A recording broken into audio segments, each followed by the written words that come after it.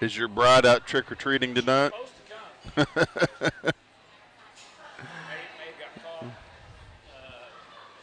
Somebody trying to give her candy and get in a van or something.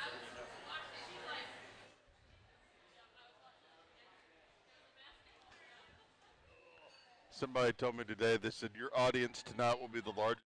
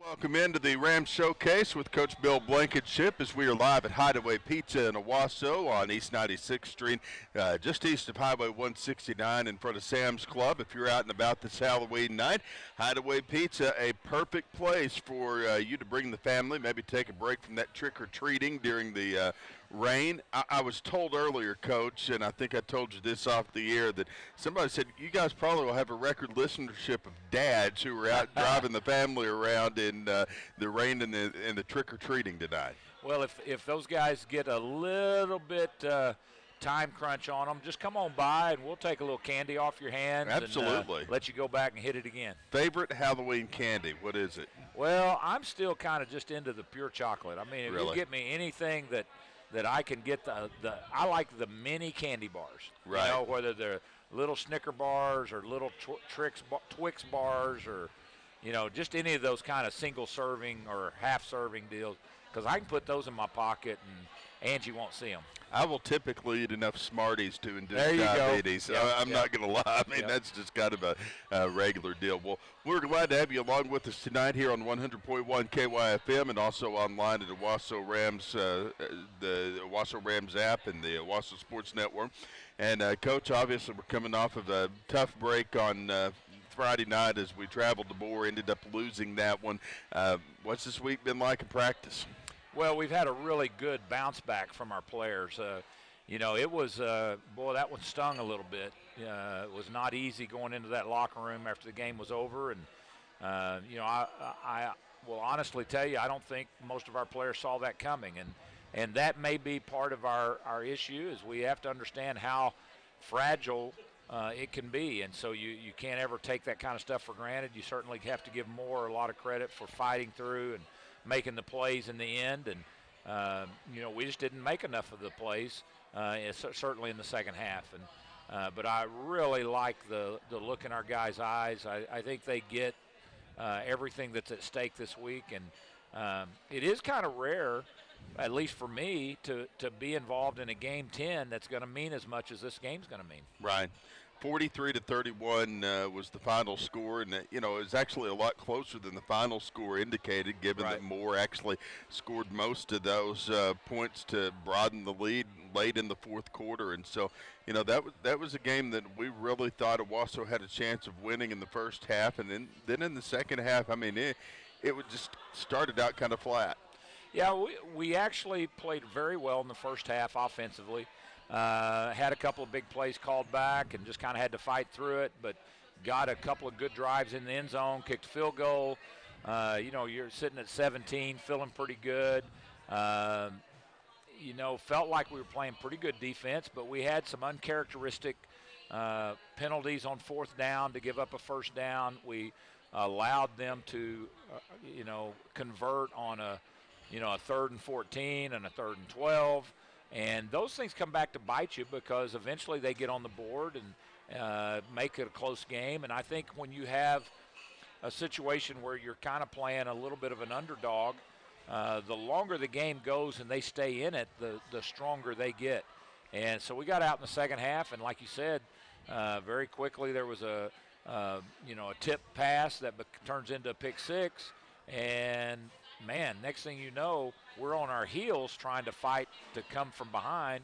Our guys do a good job of it, but again, weren't able to finish, didn't convert on an onside kick, and then when we needed to get off the field, wound up giving up another touchdown. A few bright spots in the ball game included our McDonald's player of the game, Keelan Carney, who as a freshman scored 2 touchdowns. A nod to Mario Kirby as well. He had 2 touchdowns himself. Those two had a good game despite the way it turned out on the scoreboard. Well, they did. They're individually playing well. And playing well within the team concept. I don't want to mean it that anybody to take it the wrong way.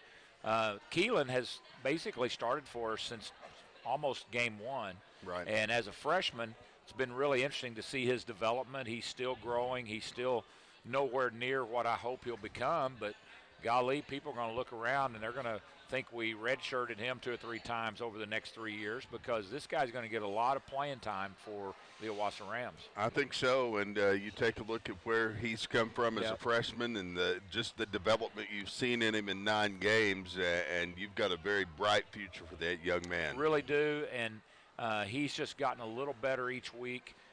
Still working a lot on his technique and being able to finish some plays, but he just has I call him slippery. He just has a knack for being able to kind of glide in and out and then catch the ball in traffic or make a guy miss. And, got really good hands. And that's kind of the thing we were impressed with him coming out of the 8th grade into the summer program. And just saw him catch. He's got good ball skills. And so a guy like that gives you a chance. Certainly built some depth around him this year. Biggest takeaways from that game is things you're working on this week for Putnam City North?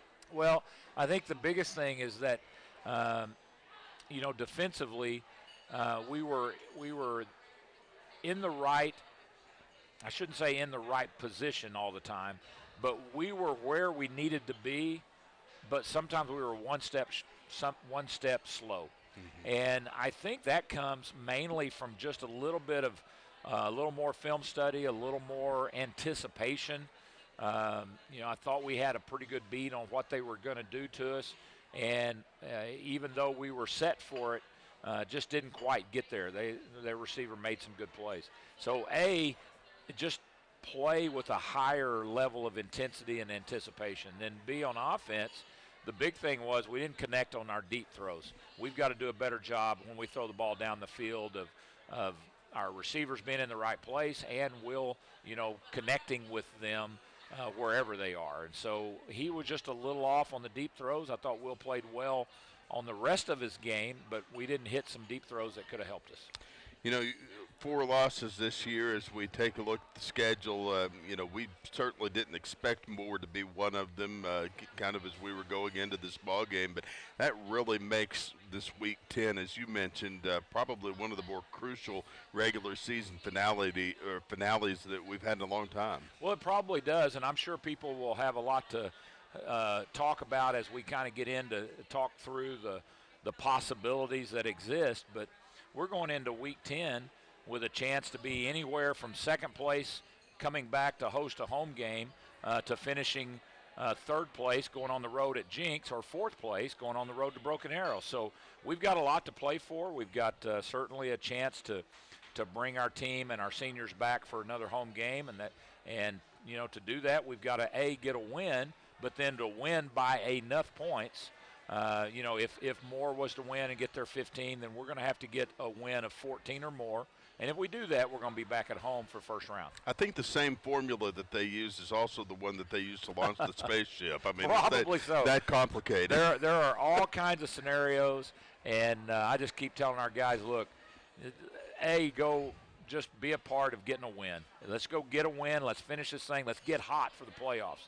And then leave it up to us. We're going to do everything we can to, you know, keep up with the points. You know, we're not going to know how many points Moore has scored, but we know that if they max out what we need, and so we'll do everything we can to get the points at the end of the game.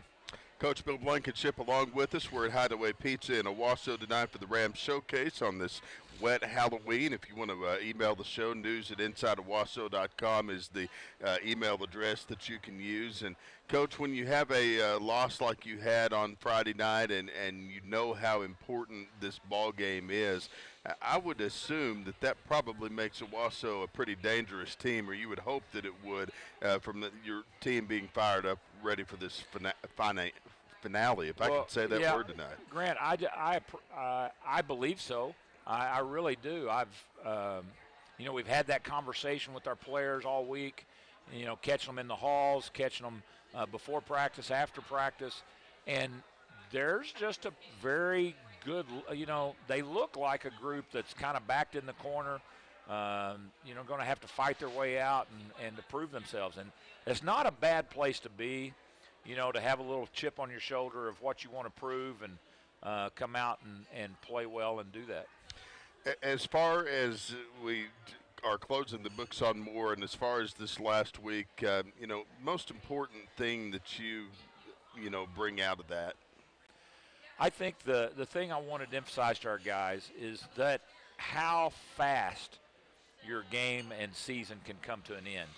And no one likes to talk about it, but you have to understand that it just in the blink of an eye, you know, you're going to wind up with a win or a loss, and you got to understand that you did everything you could do to fight for that victory so that it'll be easier to live with yourself and with each other if we fought to the brink. The thing that you get caught up in is you never know when those key plays are going to happen. And so if you didn't quite bring it to the best of your ability, and then all of a sudden you look back and you have that woulda, shoulda, coulda, you know, there's 5 or 6 plays from that game against Moore, like there are in most games. But if we just make a play instead of missing that play, there's not any question that we win the game.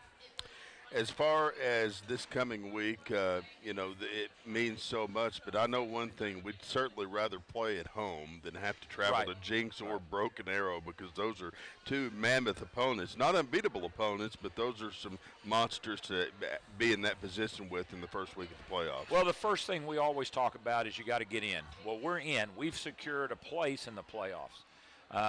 Then you always want to fight for that home field, because just statistically, you have a much greater chance by the history of the game to win at home than you do on the road. Now, there's a lot of people go on the road and win. There's a lot of teams that are going to be able to do that. And so it doesn't assure you anything, but you always want that home field for the confidence and comfort level of that first round game. You know, so A, we're already in, but B, let's go get the best seed we can get. And then, however it shakes out, I promise you, we're going to go spit in our hands and get ready to go play that first-round opponent. Can't be afraid of anybody, that's for sure. No, sir.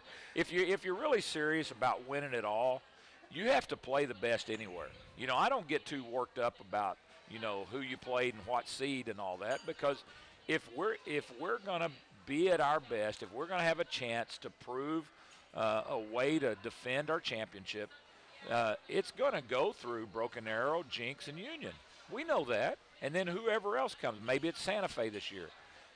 If you start going, oh, I don't like that first round seed, well, you're not real serious about winning a championship, because ultimately you got to beat whoever they put in front of you.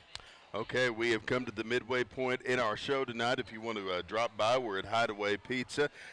I will be the first one to tell you that I'm about to devour a Hideaway Pizza tonight. It just amen, brother. It looks good. Well, what are you getting tonight? Have you decided what you and your bride will have? Well, she has not rolled in, but if I get the order in before she gets here, we'll probably go half pepperoni palooza and half Boz.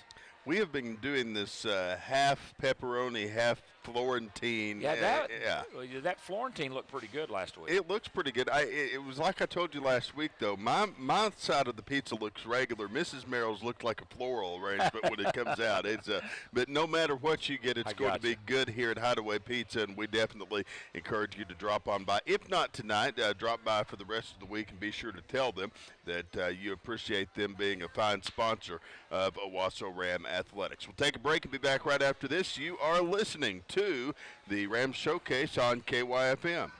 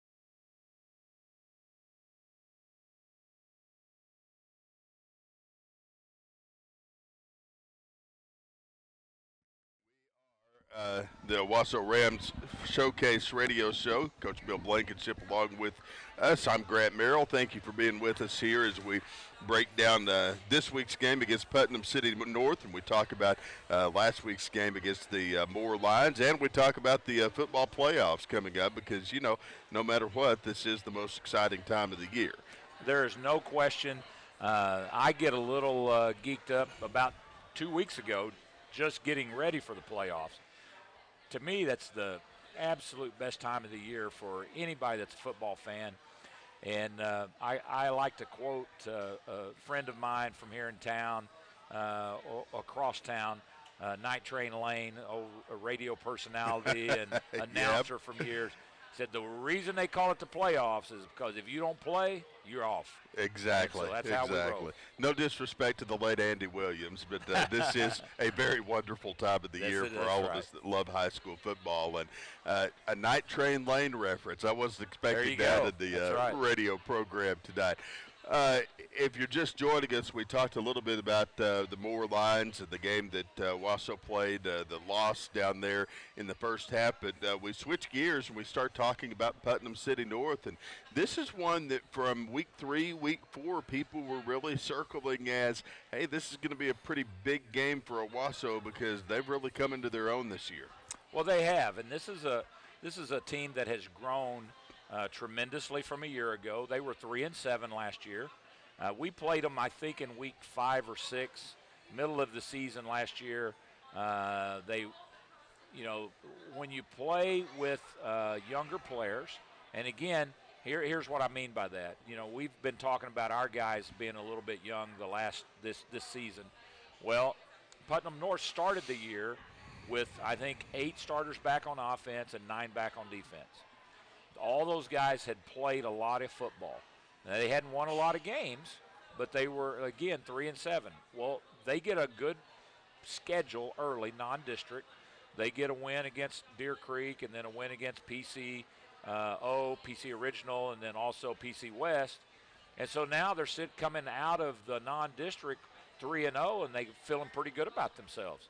And then just one by one, they start knocking all these other guys off from within our district. and only ran into the one major hiccup at Union, but have been a fairly dominant team. And so I think you're seeing a senior-led, experienced team that's now playing with a lot of confidence and a lot of energy. Here's how their schedule went. Putnam City West, as you mentioned, 51-6. Putnam City Original, as you said, 33-0. They shut them out. One over Choctaw, one over Edmond North. Their biggest loss, only loss, being to Union, that was 52-7. And then, you know, they reel off these wins over Norman North, Moore, and Mustang. Right. And, you know, they have played some teams that we've beat by the same margin, really. Yep. I would think that when you compare schedules, it looks like Owasso really had the tougher run in the early part of the season with the people like Fayetteville, Bentonville West, and Broken Arrow. Well, I believe so, and I think that's what we're hoping will pay off on Friday, is that we've been through the grinder a little bit. We're getting ourselves a little healthier towards the back end of the schedule. I think they've probably, I never downgrade a team for just winning, because you don't go choose somebody else to play. You have the schedule you have, and they've beaten everybody they have except for Union, and so you got to give them credit for sitting at 8-1. Certainly. But I think it is clear for us that, I don't think they've played the same caliber of schedule, so. How are they going to match up? How are we going to match up? What are we going to do, to look for the physical mismatches and to see if we can take advantage of them. Putnam City, within all of their schools, has some pretty big tradition, as not only a football school, but I know basketball and just all sports. And, you talk about the way that they do things down there. It's pretty impressive.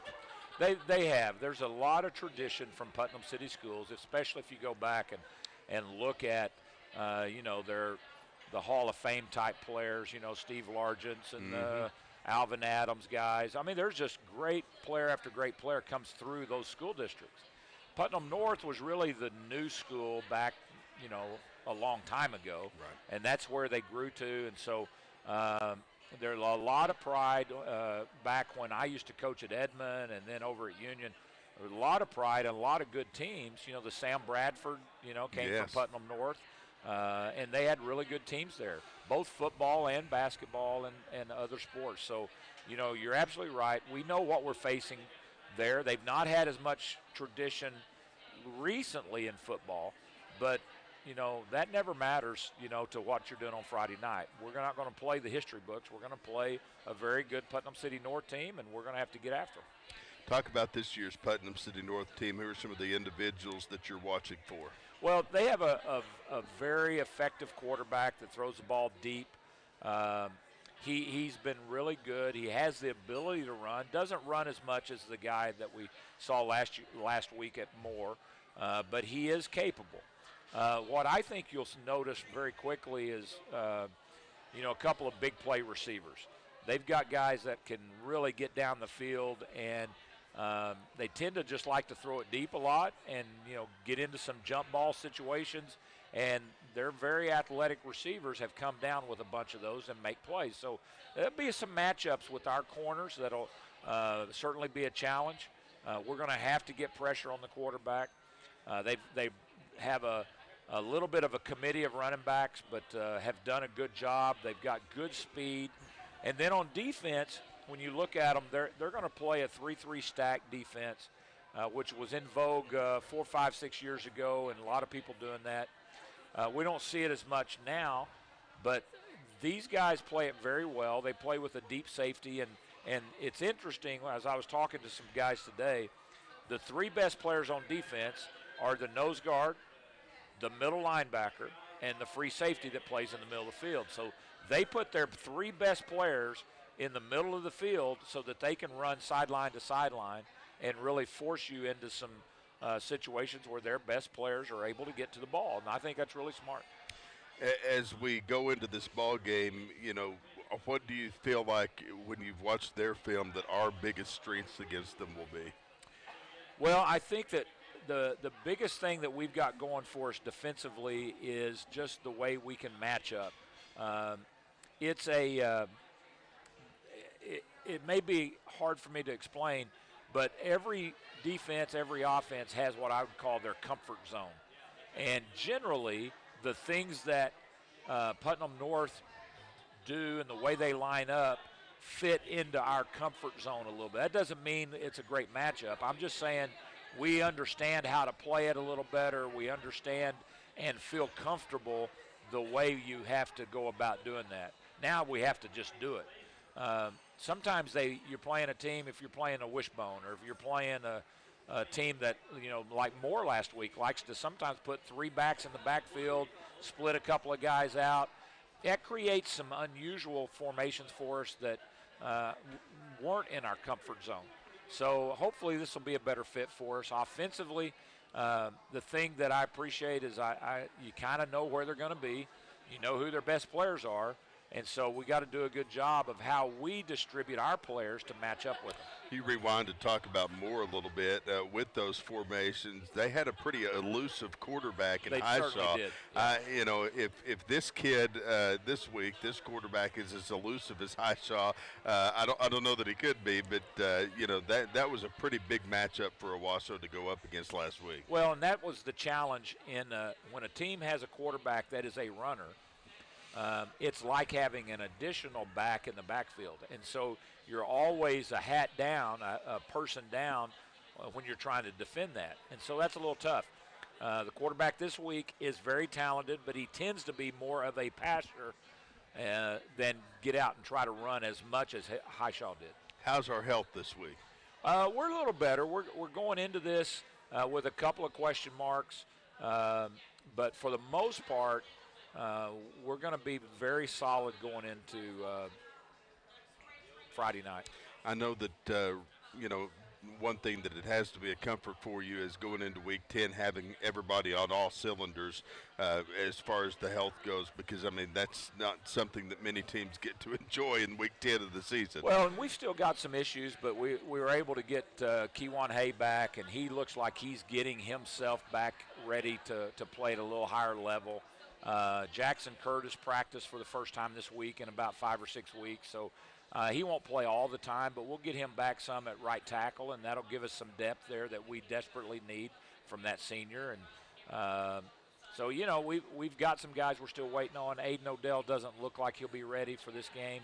And then we've kind of our normal free safety, Gage Laney, is questionable, but we'll see how it all shakes out.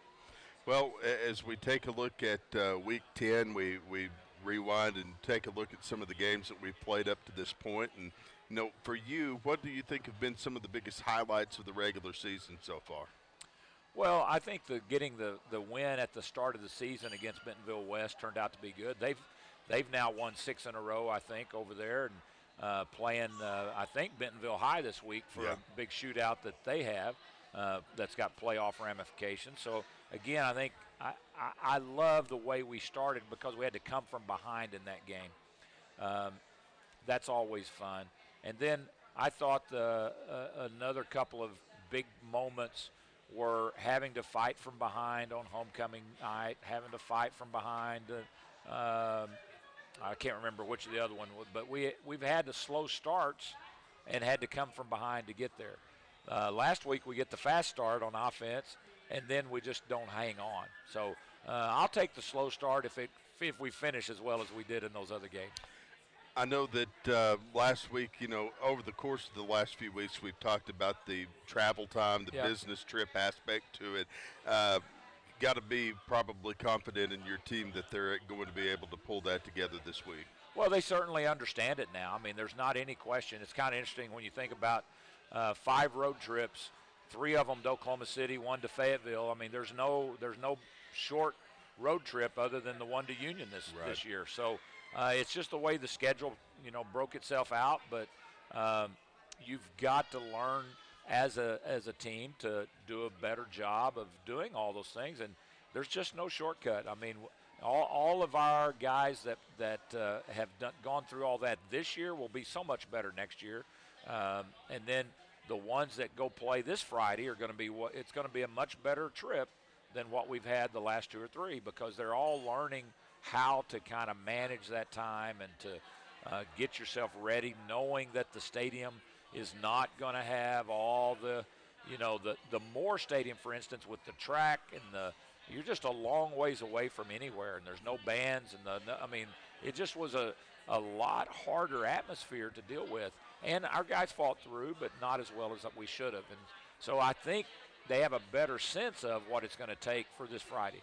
One thing that we did mention on the air last week, and I think it rings true, is that we need our Owasso fans to make the trip if at all possible. Because, last week we had some dedicated fans that made, but we didn't have the numbers that we saw in other places like Fayetteville this year, for example. So I know to finish strong, you would invite everybody to make the trip.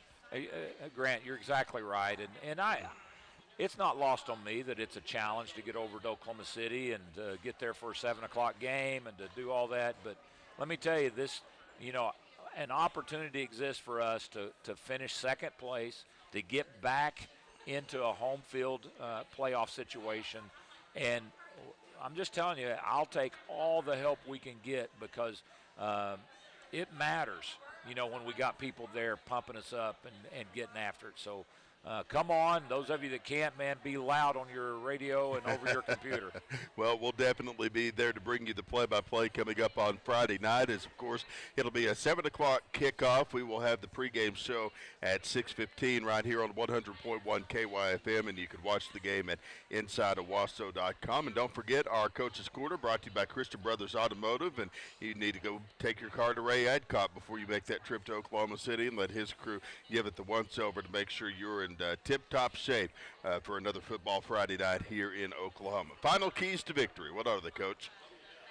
Boy, the best thing that we can do going into this game is to do all the things that matter all year long. And so I'm going to talk about, ball security, taking care of the football, not getting some turnovers, but also we got to generate some takeaways.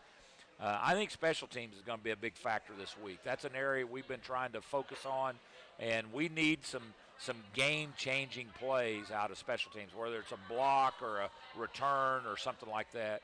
And then ultimately we need to limit big plays on our defense. All right. Well, Coach, we will see you Friday night. We will see you guys in the audience on Friday night as well here on KYFM. While you're out and about tonight, be sure and watch for those trick-or-treaters. They're going to be out everywhere this evening. And, hey, save us some candy if you're coming to the game Friday night. We may share in some of your harvest there. So, anyway, thank you for listening tonight. God bless you, and we will see you Friday night for Owasso Ram football right here on KYFM. Good night, everybody.